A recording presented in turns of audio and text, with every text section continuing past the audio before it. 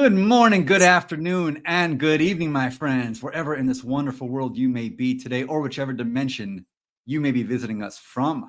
Welcome to another episode of 40 Going on 4, the show that helps you reconnect with your inner child who you lost long ago, that inner child that was filled with joy, wonder, creation, inspiration, and the ability to wolf down a whole bunch of sweets without an appointment at the endocrinologist. So I am here today with an incredible guest. I have the great Anna Herber with me. Now, I'm going to talk Anna up a little bit before I give her an opportunity to talk herself up, which she's too modest to do that, but I'm happy to do it for her. She is the founder of Insight Copywriting. She is a brand voice strategist, basically meaning if you have a story to tell, Anna is the person you need to work with to get that story out to the world. Anna, is that fair to say? Yeah, I would say that's where this has all ended up heading. Awesome. And as you can hear, she has a far better accent than I do, which already means the show has been elevated dramatically in the last 10 seconds. Anna, thanks so much for coming out today. Thank you so much for having me on, Jeff. So I'll introduce myself to your lovely audience that I hear are possibly tuning in from all over the world. Let us know where you're coming from in the comments, because I'd love to know. So I'm Anna Herber. I'm currently streaming to you from the west of England, from Devon. I'm a freelance writer. I've been in the game for 6 to 7 years. And this year, after a really terrible year last year of losing my mother, I have followed the voice within. And now I've pivoted my business to work particularly with coaches, healers, and therapists on their story. But what I'm really interested in is helping every single human being on this planet get clear on their innate sense of purpose, who they are, and to share it with confidence, because we have so much stuff in this world telling us that we're not allowed to be who we are. And we're all absolutely fantastic when you go deep enough. So we need to figure out why can't we just do that and be that? Why can't we do that? And that's a good question we're going to jump right into today. Why can't we? Now, we talk a lot about stories on this show, and we talk a lot about that, in society, and we talk a lot about that on LinkedIn in between every time we ask somebody to agree. But these stories, they just anchor us down and they trap us and they put us in this tunnel of limited possibilities. So the first question I have for you, Anna, and you work with people and their stories all the time. Why do we take them so seriously? Why? Why do we take them so seriously? Well, I'm thinking right in this moment about when you go to a job interview and someone asks you to tell the story there, and you have to tell them about your exams and about all of the jobs you've done so far. And so the lens that we are used to telling our story is how much we've achieved in the society that we're currently in. And when most of us feel like we fall short in some kind of way, because society tells us that we fall short in some kind of way over and over again, I think that all of us are like constantly trapped in this cycle of not feeling enough. And the way to liberate yourself from this like very serious and constricting story that most of us grew up with is to tell yourself that you can be whatever you want, right? And that you get to decide who you want to be, and you get to nurture the parts of yourself that you think are worth it. And I think you're right. This question is framed in a way. Why do we take them so seriously? And it's often like, the story of our lives feels really heavy and grave and serious, and like it's all gone wrong somewhere, and we can't figure out where and why. But yeah, but life is meant to be fun. I think the more fun you have, the more creative you are, and the more chances you take, and the more you enjoy your days on Earth. So why do we take them so seriously? I guess because we also feel like we're aware that we're here and we've got one shot. And it does feel like an overwhelming responsibility at times. But like with anything, the more lightly you take life, the easier it is, and the more easier it is to think creatively and be original. There's something really magical about that, isn't it? When we just take that one step back, and we can't take 10 step backs at one time, because that's called psychosis. And we do something to people who have that. But that one half a step back of, what if I just sprinkle a little bit of magic and a little bit of crazy on this story? Just a little bit. Just one little pattern break. Just make it a little weirder than it normally is. And where's the magic in that? Like, haven't seen that in your own life? So I'm really enjoying this phrase that's going around on the internet right now, romanticize your life, because I think Mm. that's what it takes. Because when in your day to day, when you've got to like do the laundry and do tasks for your job and go to the grocery shop store and like do all the really boring stuff, it's easy to get like weighed down by monotony and to think that your life isn't special or worthwhile, but you're actually living your experience of the universe right now.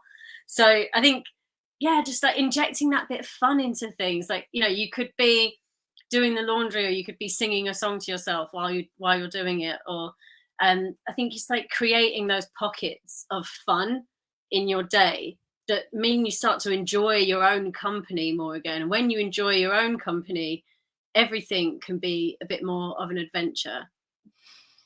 Join your own company. So what you're really telling me is that I need to start having these shows as just solo operations and start talking to myself, have myself on as a guest, just have this Hello, moment of Jeff. I spirit. mean, I'm absolutely sure you could, and that people would watch it.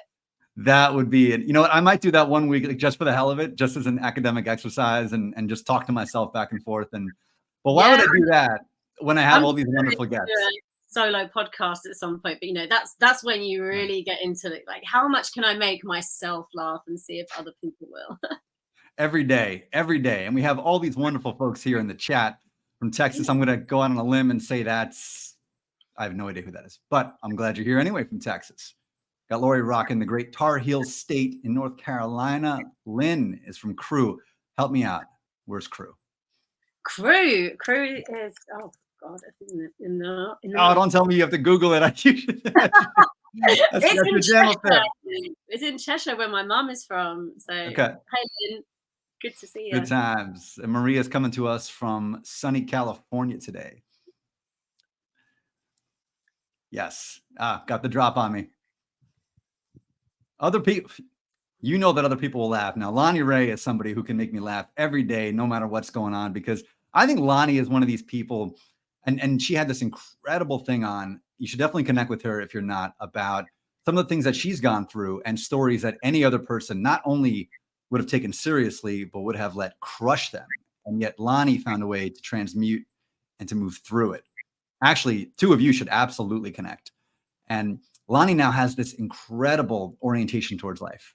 It is this, just bring it on. Let's have some fun. Let's just sprinkle joy on everything.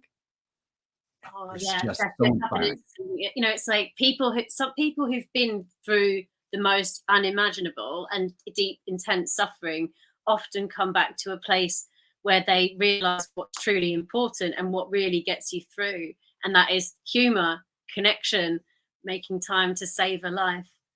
So I think when people like really have been like through this bell curve of like going down into the depths and they come back out the other side, those are people we need to look to, because they've often figured out how to prioritize things that get you through this existence. Absolutely. If somebody's going to take us through the woods and through a thick, dense forest, that person needs to have the sharpened machete of experience. And they need to be the ones to just slice their way through. Otherwise, they won't be able to get through. There's no other way. And they are, in so many ways, the Pied Pipers of our world, back to a place of joy, back to a place of happiness, because they've experienced the contrast. They know what it feels like to take their story too seriously, to let their trauma weigh them down. They felt it, but they've pushed through, and it lets us all know, hey, maybe we can push through too. Maybe we're not that different from them, but we are that different from Lonnie. She's better than all of us. I mean, that's just real talk, but she's amazing. Can't wait to connect with her. And so are you, for that matter. Anna Herbert is an absolute legend. This is such a treat. Thanks, Jeff. And what you were saying really reminds me of what I'm here in Devon to work on this week. And you mentioned the word psychosis at the start of this recording. And my story is 3 rounds of psychosis in my 20s that took over a year of my life. And during the time that I had psychosis and this mental health breakdown, I thought I was dead and like not in reality anymore. And that's as serious as you can get, right? Everything felt 10 out of 10, serious, morbid, and all of the light was drained from my perspective of life. I think coming through that, you realize that, it's trauma. It's trauma that pulls you down into that place. It's trauma that tells you that you're not worth anything, that your story is somehow worse than everyone else's. and that you are the worst person on the planet. I think, when we're in the like dark night of the soul phase, so many of us feel that, don't we? Like we are unworthy and we are not in the collective. And healing from that is realizing that you can connect and that you can create and that you can save your day. So that's what I'm here to work on this week, figuring out how to tell Beautiful. the story. And we have a great question, which will lead us right into it. So, Anna, tell us your story. How did you bounce back from that? How were you able to move through that? Because a lot of people don't come back from that. Yeah, absolutely. So yeah, it was like really deep psychosis and depression, and it was like 10 years worth of suppressed trauma that all came out in my world in one go. And I think the worst part about being stuck there is that because negative thinking breeds more negative thinking. So like when you're this far down in the cycle of I'm unworthy and oh look, my life is falling apart, that's evidence of what a bad person I am. So it's like this catch 22 that can just keep going and going and going. And then eventually I think you need to find an anchor or like something to attach to that's going to pull you out of this self-fulfilling prophecy Mhm. of I'm not worth anything and my reality sucks, because then it will continue to suck. And for me, eventually I just had to choose to believe that love is real, and that the love of my family and friends can be relied on, and that love as just a general principle Mhm. is real. And these days, after various psychedelic experiences and the sort of spiritual journey I've been on since then, now I believe that love is the organizing principle of the universe, and Mhm. that basically the more you lean into that, the easier your life gets. So that's what pulled me out, really. Just that choice to just just believe, even though I didn't feel like believing. That's the tough part, isn't it? Because we've been so conditioned by this very, very cynical society and culture and zeitgeist that we're in, that the idea of love is just too cool for school. You can't do it, and you're some kind of a fool if you believe it, and you get laughed out of the room by the prevailing intelligentsia of the day. And yet, when you just quiet things just for a minute, you just find yourself naturally gravitating back to it. You almost float back into it, and you wake up back into it, and you have this incredible moment of, wow, okay, so this has been here all along. It's always been here. And yet I let all the noise and all the distractions completely take me away from it. But you found your way to the other side, and that's really cool. There's another great question here from Maria. She's asking, so who pulled you out? And it seems like you kind of floated back, but were there people in your life that you were able to lean on this journey coming back? Yeah, I had an amazing counselor who I'm writing about at the moment, and she was a spiritual counselor.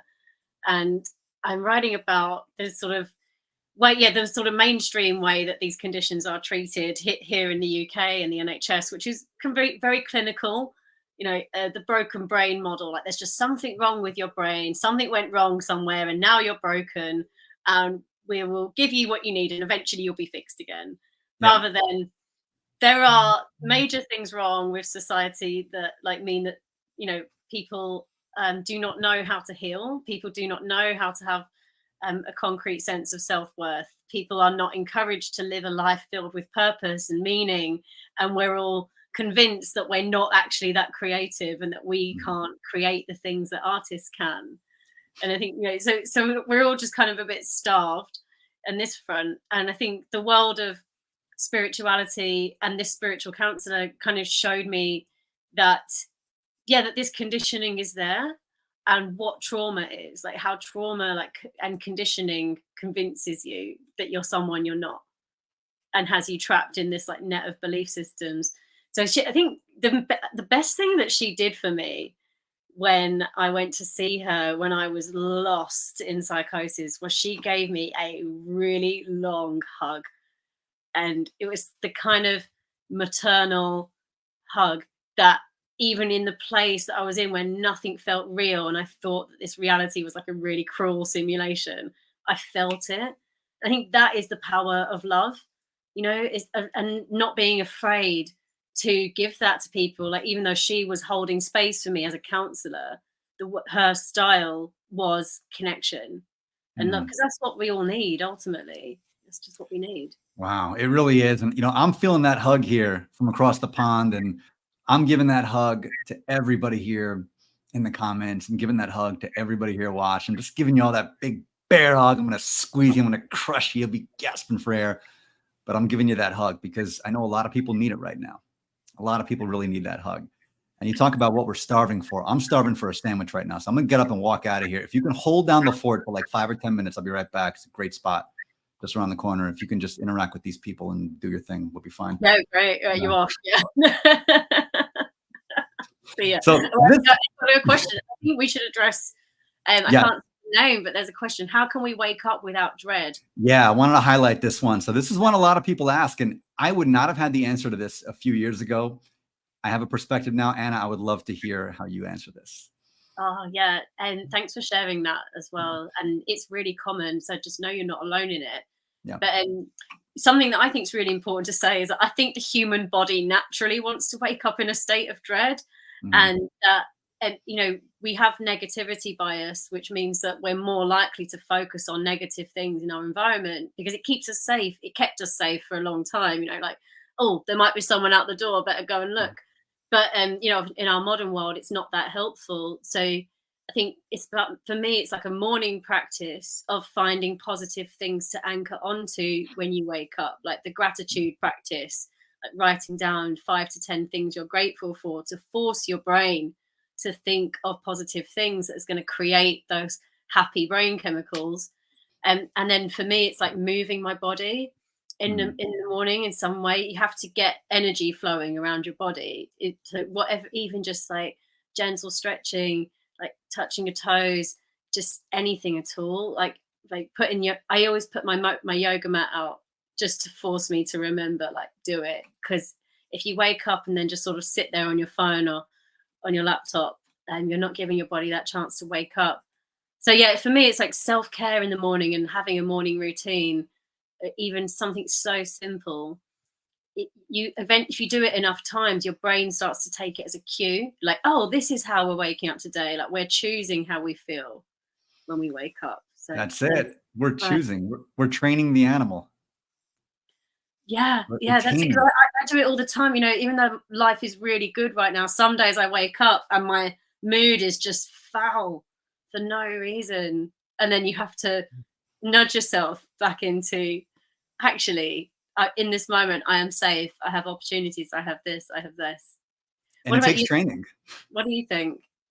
Yeah, I mean, I love this from Lana. You know, I keep repeating, I am divinely guided, connected, and protected. And if you're not in that energy, I know this sounds like a lot of woo fluff right now. And again, I think of myself, I would have laughed this out of the room a couple of years ago, and then I would have written some crazy biting satire piece about it.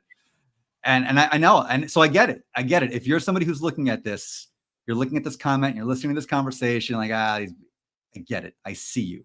Legit, I see you. I understand it. But I'm also here to tell you, you may not always feel that way. And there may be a catalyst in your life that may bring you back to the light. And that can happen if you just let go of the story. And these are where coming back to where these stories anchor us down.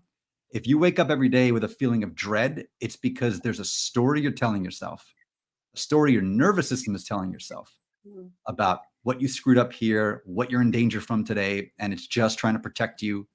Hell yeah, you'd feel dread. How couldn't you? So I get it. I see you. And I know, and I know you've been there too. I think we've all been there, right? You know, it's just, I know that feeling so well. And I also know that, yeah, affirmations, they do work. You know, like, it's like filling space in your brain. I like to think of it as affirmations. You know, you're taking up time in your brain where you could be thinking about something you failed at or something that's going on in the world that terrifies you, with a positive thought of your choosing, and then your brain experiences it. Like, you know, you're filling your brain, you're literally filling your brain with things that make you feel good. Yeah. So they do work. You're writing a story every single day, right? You're rewriting it every single day. And the question is, are you gonna, when you rewrite it, and we think it's a continuation, but each day is this new chapter. So is the chapter going to be a simple continuation of the previous ones, or is this going to be the pivot in the story? That's a decision you can make every single day. And I love to have this little friend of mine handy, Gray Sports Almanac from Back to the Future 2. Many of you remember it. And this was the turning point in the movie When Biff got the almanac, he made the bets. It changed the course of Hill Valley, and an alternate 1985 came up. So every single day is your almanac day. And every single day you have the decision. Am I going to the good 1985 or am I going to the Biff Tannen alternate 1985? And you get to choose that. This is a really interesting suggestion, Jeff. Like, I think we don't think we realize that we can change the course of our fate every day. Like, I saw something brilliant a while back, and it's like, we're obsessed with the idea of going back in the past and changing the entire future, but we don't think that changing something in our present is going to dramatically affect our future. And it will, but it is those tiny things that you choose to do in a day. Spending 10 minutes planning a creative project rather than just worrying about the fact that you haven't done it yet. Like, those 10 minutes of actually taking action on it rather than berating yourself for not having done it yet. And when you berate yourself over something, when you spend time in your head doing that, you're kind of setting yourself backwards, aren't you? Because you're constructing this story for yourself that I can't do this, I can't be this, I'm not good enough to do this, I will never do this, is how it feels. And what we need to be doing is just changing that internal monologue. Whenever you catch it, then you've got to flip it and change it into, what could I do? Or what evidence is there in my life that I can do this? That's it. And it comes back to being the author of your own story. You realize you have the pen, and you always have the pen. Dan certainly had it. This is a great, I mean, think about this, right? Surviving cancer got me past a lot of dread I used to feel. It's a comment by Dan. Grateful now for every day that I have. This is approaching each day with that pen. It's like I can be a hostage to the old story, which is I had cancer, and you could live in the dread of what if it comes back? What if I'm that? Or, well, how about that? I'm still here. How do you like that? What a hell of a day this is going to be now. Yeah, congrats, Dan. My man. Yeah, I think when people have quite literally stared death in the face and realized that every day on this earth really is a gift, then it tends to short circuit a lot of the time wasting and the worry that we do. My mum had cancer, and she finally started painting for the first time in her life, and it was amazing to see, because I never realized that she wanted to paint or that she was an artist. And it took stomach and bowel cancer for her to get paints out and just start playing and putting paint on canvas. It's amazing to witness. That's awesome. And it just probably just flowed right through, right? It just flowed through. And she said, let's just go. Let's just go. Let's just do it. She had the opportunity, and she recognized that opportunity. Yeah, she used it to push past resistance, and she passed away last year. But I think I now used this realization of mortality to push past a lot of my own resistance this year and start working on my writing projects that I've been worrying about and agonizing over for a really long time. And I think that what's changed, other than having this big life experience that's made me realize, right, I really need to do this while I have time. I think it's just I've actually gotten better at planning and giving myself what I need to feel less anxious about the things I want to do. It's like taking little baby steps at a time. Okay, I'm going to go and talk to this person about it. Then I'm going to write down a step-by-step structure so I don't feel overwhelmed. And it's and then you can really do it brick by brick, right? Yeah. Brick by brick is the key. This is a great comment here by Patrick, who I will publicly apologize to in front of everybody today for interpreting his dream on Telegram. It was simply meant to be a forum where we just present the dreams we had, and everybody can just listen to them and everybody take them in. And I said, I'm going to jump right in and be a know-it-all. And I decided to dissect the whole damn thing, and I just got into it. So my bad, man. I got you. Yeah, only you can interpret your own dreams, really. That's so true. We all have our own connection to the collective unconscious. That is for sure. Right. But this is a great comment. Contrast is everything. And so we think about this concept of, we wake up every day with dread, right? We dread the day. Okay, cool. That's fine. You can dread the day, but understand the dread is the catalyst back to the light. The dread is the contrast, because you can never appreciate all the great things in your life that you have and the great things that are still to come unless you've gone through that hell, unless you've experienced that contrast. So look at that as it's that slingshot. It's going to pull you all the way back, and you think this is where you're stuck, but it's just getting ready to release you and propel you that way.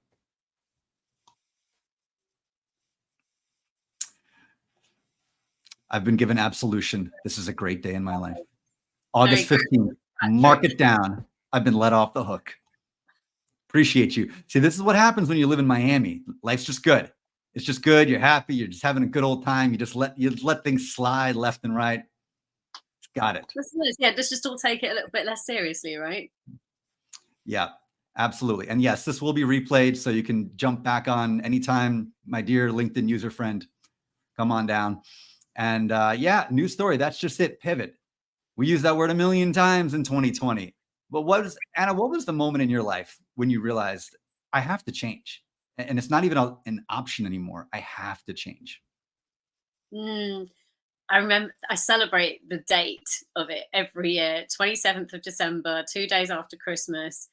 I was in my third round of psychosis and I was so tired this time. And I just thought, it's over for me. It's just done. I'm done. And then my friend forced me to go and spend Christmas with his family. And he wouldn't take no for an answer. They were all really just extrovert and playing loads of Christmas games, and I really didn't want to be there. But being around humans having fun forced me to realize that, yeah, we don't have to take it so seriously, and that we just need to like get on with being in it and enjoying the story. So I got a job in a coffee shop, and that was a huge step because I think I just had to like surrender my ego a bit at that point, in that, I just needed to get back in the world and to show the universe that I was willing to work and just willing to play the game, like willing to live the story. And then a month later, a freelance writing gig fell in my lap without me even looking. And that was the beginning of my business. So I think the Wow. change, if I could summarize that change, it's showing that I was willing to show up and do the work and to like to push myself really. And then the kind of opportunity that I didn't even realize I was manifesting came to me. Wow. That's powerful stuff. And I've heard a lot of stories like that. My own story mirrors that in a lot of ways too, of this moment of surrender, this moment of I am open to a different type of story. Yeah. I'm open Yeah. to it now. I don't know what Yeah. it's going to look like, but I'm open to it. And universe, show me what you got. And it's like a combination of humility with believing in yourself more. You have to kind of be humble and surrender and say, right, okay, I'm just willing, I'm going to do it, I'm going to stop resisting. But then you have to celebrate yourself and take advantage of the opportunities of being yourself that are there as well. I take advantage of myself all the time. He's such a sucker and he never sees it coming.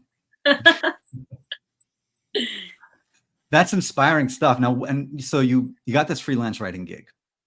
And at that point, did you feel it was a reinforcing phenomenon that was happening where these things just started to kind of build on each other after a while? And the next thing you know, you're on this path that was just unrecognizable from where you started?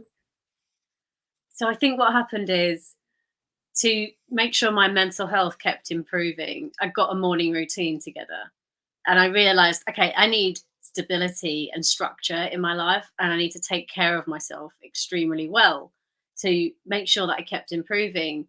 So then I got really into like hydration and exercise and eating great and sleeping well. Like, I think a lot of episodes of psychosis could be solved by those things in the first place. And a lot of mental health conditions generally, like our bodies, our minds exist in our bodies.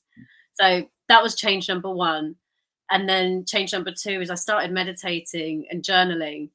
And I think when you have practices like that in your life, you are open to whatever it is, that this intelligence that wants to direct you through your subconscious, but you have to be open to it.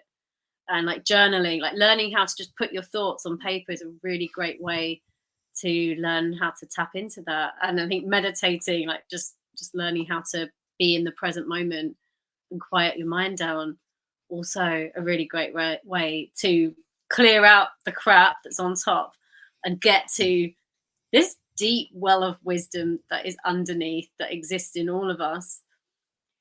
And then, like, let's be honest, and then weird stuff starts happening. Like, Mhm. then coincidences, synchronicities, then your intuition's going to start activating, and you're going to start making the right moves at exactly the right time when you listen to that.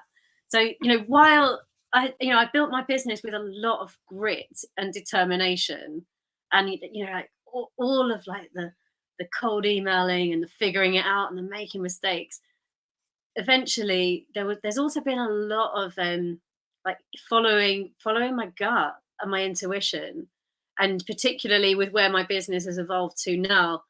I think just before the pandemic I started becoming really obsessed with the idea that we all have an innate purpose inside us, or we have like some kind of special frequency and like special calling that we can tap into, and that the more that you start to take it seriously and listen and align your life with it, the easier everything gets. And it's felt absolutely mysterious to me, and pretty much overwhelming. But then I found that the more you just take steps in that direction, things pick up momentum. I think that's something that is so underrated and overlooked. And I'm so glad you mentioned that, because I want everyone back home, wherever home is. This is I on LinkedIn from all over the world. This is great. But everybody who's here with us right now and everybody who's watching on the replay, I want you to just rewind that for a minute and really take that in again, about the compounded exponential impact it will have once you give yourself over, because it's not just going to be one little thing that happens. It's going to be a whole sequence of things, and each one's going to be more profound than the last. And it all comes from what Anna was saying. You tap into that universal well of wisdom. You let it just swallow you whole, and you go for the ride. That's it. Yeah, I'm so glad you've underlined this, Jeff, because I think I want to tell as many people as possible about this, like with the rest of my life, that there is something there for you that you can be executing, devoting your life to, that's going to make you feel really good while you're doing it. And that it's going to be, and that this is kind of what I'm doing in my business right now. I'm helping people who are they've kind of already figured out what their thing is, but and I help them figure out how to do more with it and get clearer about it by going into their story. So I think our lives have clues for us about what our purpose is. It's like our fascinations, what we loved when we were children, and what lights us up. Like, what do you love talking to people about? What do you love talking to people about at parties? What do you wish you could do if you had loads of money and loads of time? It's usually around those areas, right? I think we overcomplicate it, right? A lot of people ask this question, why am I here? What's my purpose? So let's just ask it again. And is there a simple answer to that? Why are we here, and what is our purpose? Oh god, that just made me want to tear my hair out at one point, like that question. Like, Tear whatever's left of it out there. but and if you ask me now, I mean, I was journaling about it today. I'm still not 100% clear. But I do know for a fact that like doing work that feels meaningful to you is always a step in the right direction. And so when I've got a friend who's like in depression, or like really feeling lost basically right now, and they ask what they should do, I say try some volunteering, like just get out there and do something that feels worthwhile, because even just doing that and like giving something back to the universe and the people around you, to human beings, it's gonna, like, it creates a reward system, I'm pretty sure. And something's gonna come back, like some piece of inspiration or some gesture of a right direction from that. Yeah, it's, first of all, let's all welcome back the great Ken Dunner to LinkedIn. Kenny was banned for, I think, the 87th time the last 5 months for Lord knows whatever reason. But welcome back, Kenny. It is never the same without you, my friend. And that's something that I'd love to chew on for a bit. This idea of what happens when you kind of give yourself over and it starts giving itself back over to you. It's this law of reciprocity, this law of attraction, all these things that come together. I think it comes from, and I'd love your perspective on this idea of we are not separate from the whole. And the more we act like we are, the more it will act like it is too. And it's an act, it's all an act. But if we say we're apart from each other, we're apart from the whole, the universe is like, all right, well, look, if you want to play that game, I'll play it with you. And then guess what? Everyone you see in traffic is going to cut you off and is going to tailgate you and is going to take your spot. And people are going to be rude to you and they're going to get your orders wrong and they're going to hassle you and all these things are going to happen. But the minute you say, I'm part of everything, the opposite starts to happen. Let's talk to that a little bit. Oh my God. Yeah, it's so true, isn't it? I think about this a lot with scarcity versus abundance mindset. If you're into the idea of working with abundance, with your money and changing the way you feel about it. But, when you're in that kind of scarcity mode, you don't want to share the last slice of your pie with anyone. You're like, no, this is all me. This is all for me. I want to enjoy this. But when you're in that kind of abundant flow, you're like, hey, grab a spoon. Let's like share this thing together. And you enjoy that moment with someone because you know that there's always going to be more. And I think, and then I think when you're in that place of generosity, you end up having more experiences with others and more moments of connection. But yeah, I guess it's natural to kind of want to hoard, and we also have to like protect ourselves and our time, so it can be something complicated to navigate sometimes. But all I know is that I've been working with this in my business a lot this year. I have a coach, Dan Bentley, who's been encouraging me to give more, to receive more, and so I've been playing with this in my sales process, and all I can say is that it 100% works. So when you're coming at your prospects without coming at your prospects. So can you help someone? Can you help someone straight away? Can you? So I do this thing where I go on someone's profile and I just send them a short video, giving them some instant reflections and something that's going to help them right now. So I try and guess what their story is and guess the areas, just kind of intuit where they could be talking about themselves more or sharing more of a certain kind of story. So try and help someone straight away. And then if they don't go ahead, the worst thing in the world that's happened is that you've helped someone and it's taken 5 minutes. That's just it. And the juju you've put out there now is just going to make its way through the ether and eventually come back around to you in some interesting, creative way that you can never see coming. And that, that's the fun part about it. Who would want to know how the story ends while you're in the middle of the story? To me, that just sounds boring. So I've been thinking about this in terms of creative projects and posting on LinkedIn and storytelling, because I think a lot of us shy away from telling our story and from talking about ourselves because we feel like we're being selfish and self-involved. And we're like, oh, I'm just being a big ego monster. And sure, maybe sometimes we're like, our egos are hungry and we're looking to fill them with tasty nourishment and validation from our audience. But actually, sharing your story from a place of a desire to help is completely different.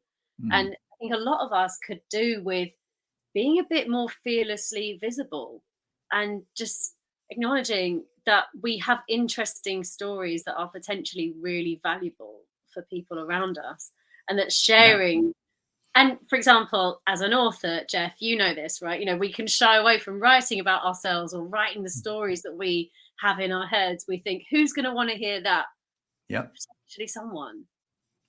There's always one. There's one person. And I remember with each book that I've written, I had this moment of, if one person reads this and is moved by it, then mission accomplished. And I've only really started to believe that recently. I told myself that at first, but with this last one, I really meant it. And I really felt that because something became so incredibly apparent to me, which is that if we are all one, which we are, all one masquerading as the many, we're the ocean masquerading as the waves. If you put one thing out there that can raise one person's vibration, you have raised the vibration of the whole. You don't need to sell 10 million copies. I'm going to, by the way. I'm just saying, putting that out there. But you don't need to. You don't You're going need to to. raise 10 million vibrations. 10 million vibrations. But you only really need the one. You need the one because I'm also a believer in the multiverse. I believe if you move that one person, then you've just created an alternate timeline where the moving of that one person has moved the whole.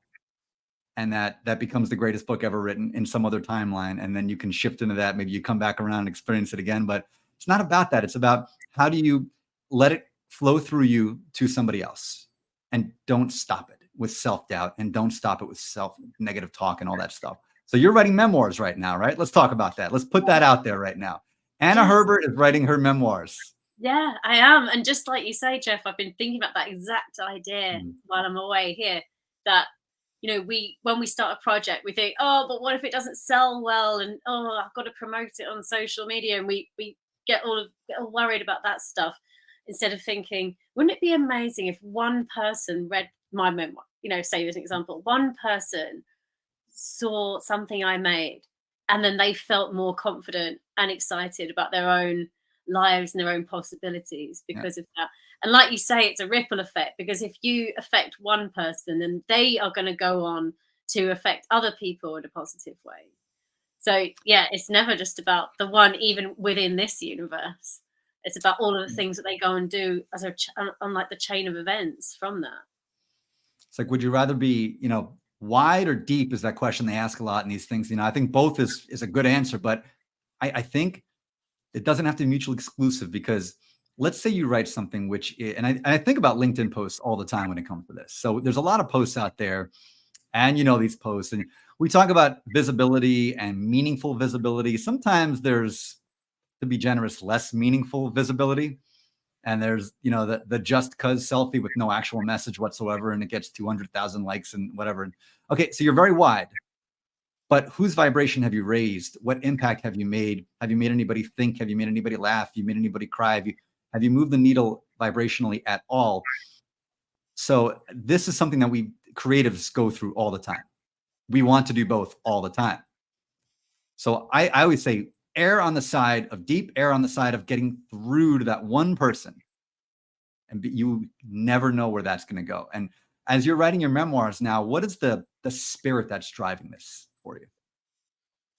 I've thought about this a lot, because I have been lost in my head a bit of thinking like, oh, but it's just my story, and I've, who wants to hear it? But then I think actually that so many people, as we've talked about, are feeling lost in their lives. And, our world is really complex and stressful.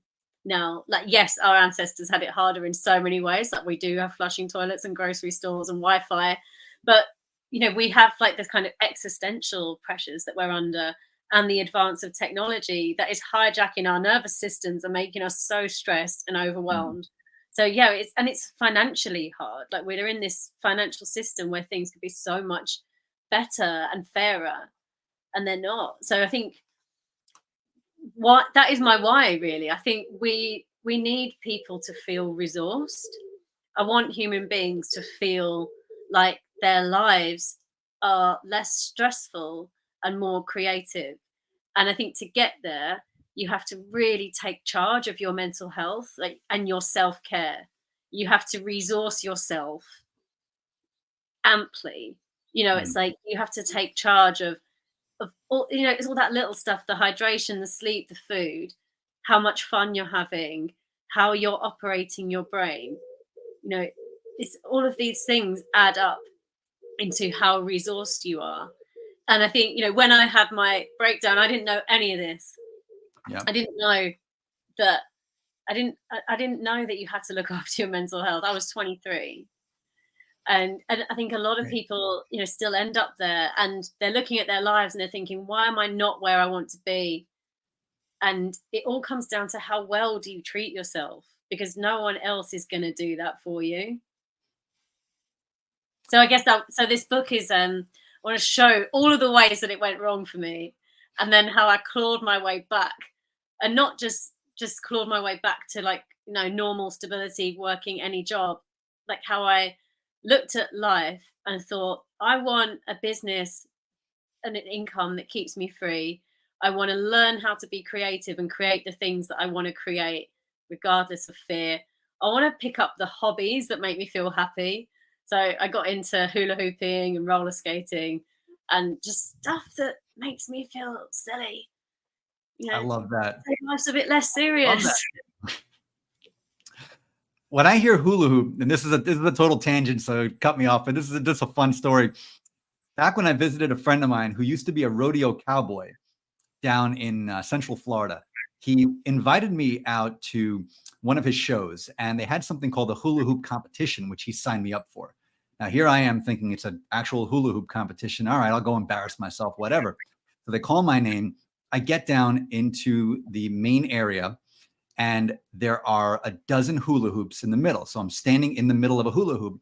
Well, it turns out it is not a twirling hula hoop competition. It is a bullfighting hula hoop competition.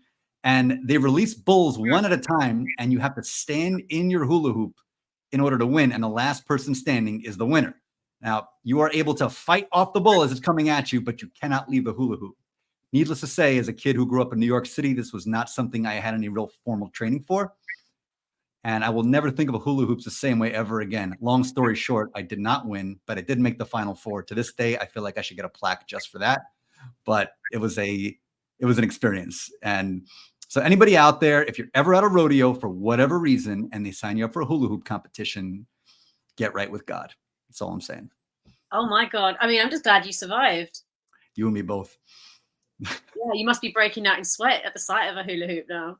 It is definitely a traumatic trigger. It is nestled deep within my central nervous system, and I can never go to Hawaii. Let's put it that way. There's too much. But this is actually relevant to a theme around these kind of hobbies because, so for me, picking up these little hobbies has helped me ease my way into writing the big stuff. Like how, because I used to feel so terrified of starting any kind of creative project. I felt like it just felt so intensely vulnerable. And, it's the same. I know a lot of people who say they'll never learn a musical instrument or they can't draw or they can't sing. And I think it brings up that same level of nervous system fear for us as being charged at by a bull whilst in a hula hoop. But the simple fact is that a lot of us are feeling that level of fear around a hobby that we might really just enjoy because we're afraid of being rejected and laughed at by the tribe. Like, and so we're equating this really ancient fear of being rejected by the group of people where our survival depends on staying in, with trying out a hobby that interests us. So I think we need to realize that that's what's happening in our bodies, and then find a way to wiggle around that fear. That's tough. It's that same idea of taming the animal. It's that same place of that morning dread. It's all from that same place of you're in danger. I'm here to protect you. So don't get up on stage and speak because you're in danger. And if they don't like you, my evolution has brought us to the point of we're going to die. We'll be cast out of the tribe and we are going to die. So don't give that best man speech or you're going to die if they don't laugh. This is what the brain says. It's crazy. Yeah, I guess that's where dread comes from, right? It's like that's where all these really dark, heavy emotions come from. It's like our body, on some level, believes that if we do these things, that we are at danger of dying, and but then we end up kind of stuck in this miserable place because we're not doing the things that really help us feel alive.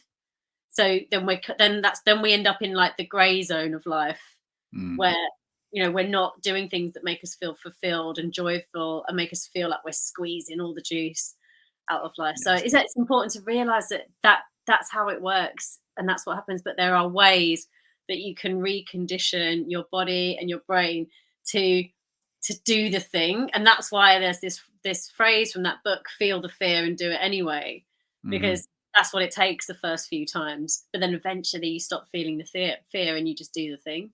And that's it. And that's the question, right? Is how do we rewrite our stories? How do we get to, because we cannot rewrite our stories if we're stuck in that place of fear. It can't exist. Fear will keep us in the same story because it's comfortable. We may not like it, but we're comfortable there. So how do we get Yeah. out of that? How do we shake free and say, I'm going to write a brand new chapter, which will not be anchored to the previous ones? I think it's knowing that your story can change and that your self perception can change. And the number one tip that I have for this is stop self deprecating, stop talking yourself down all the time and telling people, oh, I'm not very good at that. Or, oh, I could never do that. I don't know. In the UK, we have a serious problem with that. I think in the Mhm. States, it's a bit less of an epidemic, but Yes. but still, I think yeah, we need to look at how we're talking about ourselves because we're creating a story about ourselves every time we do that. Oh yeah, we have the opposite problem here. And it's so interesting how I've learned this over the past few years, getting to know so many folks from the UK, so many folks from Australia who share very similar type of cultural, almost pathology in some ways. And I think you call it tall poppy syndrome, right? Yes, yeah. We like to chop those tall poppies down. People don't get too high above their station. That's how we still have a class system here in the UK. Mm. That's so fascinating because here it's the complete opposite. They say there are no poor people in America, only temporarily embarrassed millionaires. Yeah. And I there's a part of me that really does love that because there is a feeling here of unlimited possibility. And that is so, at least there used to be, very much woven into the cultural ether. And what's so interesting here is that you find that among pretty much every socioeconomic group. And so you look at, what I think particularly in the early 90s hip hop scene that was born in the US in the inner cities. And you look at a lot of these artists, and these folks came from dire circumstances. They came from extreme poverty, extreme violence, drug abuse, broken homes. And yet you look at the music, you look at the message, it was, I'm going to get it out of here. I'm going to be big. I'm going to make it. I'm going to do this. And this grandiosity associated with it. And it's so woven in. The rich here want to get just richer. Every person middle class here is going to hit the lottery or is going to start a business and is going to be enormous. And but yet that also leads to a narcissism here that is widespread and a delusional narcissism that's associated with it. So how do we find somewhere between that tall poppy self-deprecation of, well, I can't do a damn thing, to I'm already the greatest thing that ever existed ever, and you're all just going to bow before my feet? Like how do we find that sweet spot in there? Oh yeah, that's so interesting because I love that entrepreneurial spirit, Mm, and like like a scene like 90s hip hop, that they're creating something out of nothing, like creating like an entire billion-dollar like section of the music industry, like from absolutely nothing, like all of that originality. Because I think that is how the universe really is. Like if you mm. believe something, you can create it, like given enough time and enough energy and effort. But yeah, we need to find somewhere in the middle. And for me, it comes back to connection. Like, what are you creating all of this for? Like, what is the point of wealth just for the sake of accumulation?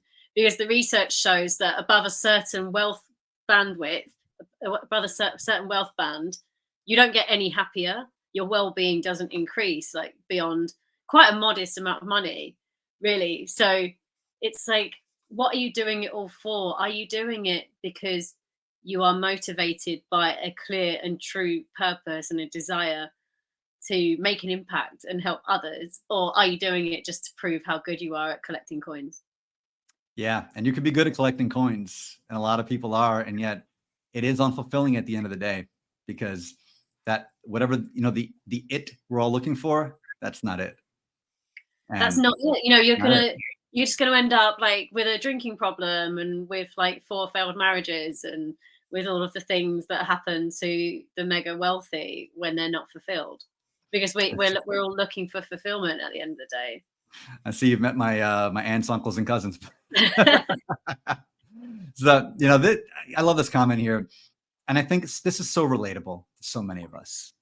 We reject compliments, and particularly in a society like the UK, where you have that tall poppy syndrome, and you give somebody a compliment, the reflexive thing is, oh no, it's you're downplaying it immediately, and yet you want to but say it again. What was it? Come on, yeah, Wow, I love that. Love the vulnerability of that, Lonnie. And I totally relate to that because I used to do exactly the same thing. I think, we all love being complimented. We're desperate to hear what people think about us. But then, yeah, if we deflect, like, oh no, I'm not really, Mhm. or like, oh, she's way more, like, like, have Yeah. you seen her? But it's like, when you say thank you and you actually just take it in, you're allowing that compliment to become a part of your interior self perception. And you're Mm. also showing appreciation for the fact that the person took the time to say that about you. So, it's a beautiful Yeah. practice. And it's something that Love we that. can do all the time when we're hanging out with people, like just get used to accepting the good that people have to say about us. That's so great. It's not just for you, it's for them too. Because if you deny the compliment they give you, you're like saying, well, your perception sucks. You don't you don't recognize what's good. You think this is good. This isn't good. What are you talking about? And then suddenly they're thinking, well, okay, maybe it wasn't good. I don't know. I'm thinking, and you see, you say to somebody, that was brilliant. Like, nah, it sucked. Like, Yeah, wow. that's it. So you're What? disagreeing with me. What? Yeah, and we love to give compliments. We love to give gifts that are well received. Like, Mhm. we love to give a gift and for someone to say thank you so much. It's so lovely to receive that. So the more that you show appreciation when someone says something, the more likely you are to receive future compliments and Yes. to have the future boost to your self-esteem. And I think, you were talking about sort of this like inflated narcissistic kind of ego posturing. And to me, that's very different to like self-esteem that's built from Mhm. the ground up. Yeah. When you sort of have your priorities straight and you stay humble at the same time, you stay oriented to the things that matter in life at the same time as constructing a version of yourself that is supremely confident and can walk into any room and get stuff done. That is incredible. The power that's associated with that, being able to just receive it. Reminds me of that scene in Wayne's World where the guy was walking up to everybody saying, I love you, man. And nobody knew how to respond. And then at the end, Garth just got it right. He said, just say thank you. That was it. And by not saying thank you, they almost drove the van off the road. And it's so simple. It's as simple as that. Just say thank you. Garth is so wise. Yeah, God's so the wise. best. He knows. He knows everything. With him as always is Garth. The sidekick often knows more than the main character does. That's really true. And it is a double-edged sword. Does their point of view matter or give meaning, really? So it's, do we need them for validation, or is it just, do we see you? Like, thank you. Thank you. Oh, yeah, this is the tricky flip side for It sure. is. So when do you start unhooking from needing all of that validation from the outside world? And that's been something that's been a big struggle for me, because I think if you're only creating projects because you're seeking the outside world to tell you you've done a good job now, and you're actually valuable after all, don't worry about it, then you won't validate your own taste and your own perspective enough to actually do the creative work that you actually want to do. That's it. Sister Act 2, Whoopi Goldberg said, if you get out of bed every day and you can't think of doing anything but singing, you're a singer. That's it. And it's not about who's going to give you a round of applause, who's going to give you a standing ovation, who's going to give you a record deal. It's about the fact that there's nothing else in this world you want to do more than singing. You're a singer. And if you feel that way about writing, you're a writer. If you feel that way about painting, you're a painter. You feel that way about gambling, you should probably call a hotline and get some help. But other than that, It follow took the me a heat. really long time to get there, just this obsession with, but I've got to write something that's going to do really well because Mm, that's going to make me feel like I'm good enough and like I've been a success in life. Like, when I've got that best-selling novel, then I will feel good enough. And I think it just took me to get to a point in life to realize I will never create a work that is worth reading unless I learn how to do it for me. And yes. they say you need to write the story you want to read. So, you need to get to know yourself enough to be like, what do I like? What kind of stories do I like? What kind of settings do I like? What's going to make me laugh my ass off when I write it? What's going to make me cry? And then, write that, just trust that. Like, it's getting to grips with your own tastes and your own preferences and tuning Lean into that. in. Then that's the uniqueness that you have to offer as well, right? Yeah. What do you love? What makes you happy? What brings you joy? I'm asking Mm. you. I'm Well, asking the people in the comments too. What do you love? share it What as brings well. you joy? I'll start with you, Anna. Start with me. So, what brings me joy is getting outside into nature. I got into foraging a few years ago, eating stuff off trees and from the ground and plants. And so what brings me joy is learning more about the world outside and just getting out there and realizing that we live on this insanely beautiful planet that is essentially our playground, and just spending time appreciating it makes me feel really joyful. That's beautiful. I love that. What do I love? Sister Act 2. How could you not? How could anybody not? It gets dogged a lot, but I'm going to stand up for it right here, right now. I am planting my stake in the sand, and I'm saying anybody who's got something to say about Sister Act 2, I'll meet you in the parking lot. We'll settle it over there. It's a great movie. It is a sequel that really speaks to the soul of the franchise without going to. Anyway, that's a whole different episode. But yes, and there is no there. It's all one. It's all connected. That's it. It's as simple as that. And playgrounds are fun. And this is a giant playground. That's what this is. And I tell you what's another giant playground, the George Monty live podcast, which is coming up now on LinkedIn. So if all of you are not connected with George Monty, now's the time. Check out his LinkedIn page. He has an amazing guest on today, Aliana Kali. Both of them were guests on this show. So if you watch this show, you'll know both George and Aliana.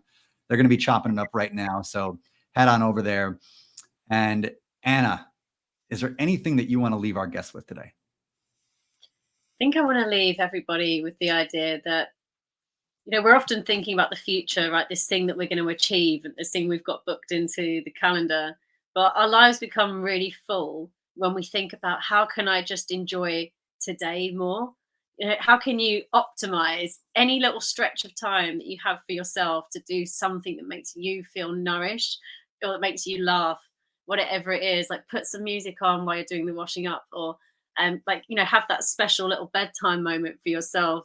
So when you start treating yourself like the main character, like that player one in your own video game, then everything changes and you get to just enjoy all these little pockets of time and have that amazing relationship with yourself. So I think that's the kind of perspective that's changed this reality for me.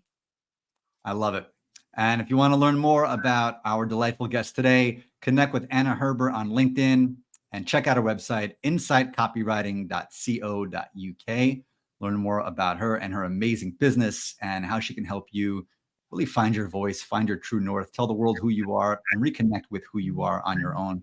Anna, I cannot thank you enough for coming on today. Hope you have the most amazing time out in Devon and the next stop on your month-long journey of self-discovery, memoir writing, and Lord knows what else. It's always a pleasure, Jeff. I'd come on any time at all. Thanks for this really expansive conversation. And everybody in the comments, once again, appreciate all of you. Thank you so much for coming out. I love each and every one of you. Mwah! Have an amazing day. Good luck, everyone.